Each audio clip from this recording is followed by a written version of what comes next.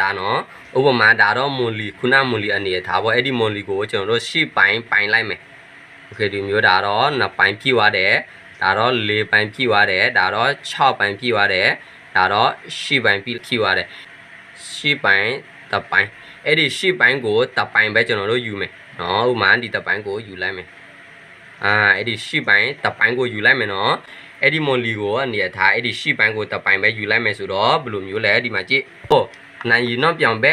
အစောတိလှည့်ပေးပြီးနော်ပြီးတော့10ပိုင်းတပိုင်းဆိုရင်တော့အဲလောက်ပဲပေါ့နော်နိုင်ရီအစစ်ပြောင်းပဲနိုင်ရီအစစ်ပြောင်းတဲ့ဘက်ကိုတပိုင်းလှည့်ပေးလိုက်ပါ10ပိုင်းတပိုင်းလှည့်ပေးလိုက်ပါโอเคအဲဆိုတော့ဒါတော့တပိုင်းလှည့်ပေးလိုက်ပြီးနော်ဒီလိုမျိုးအနေထားပေါ့နော်ဆိုတော့အဲ့ဒါကိုအဲ့ဒီနော်ပတ်ဆက်လေးမွန်လီကိုကျက်ပေးလိုက်ပါအဲကျရင်တော့အဲ့ဒီကလချိုင်းတိုင်မလဲဖို့အတွဲဝေါက်လဲပြားနဲ့အသေးကင်ထားပေးလိုက်အဲ့လိုနင်းကြလေးနဲ့ဒါတော့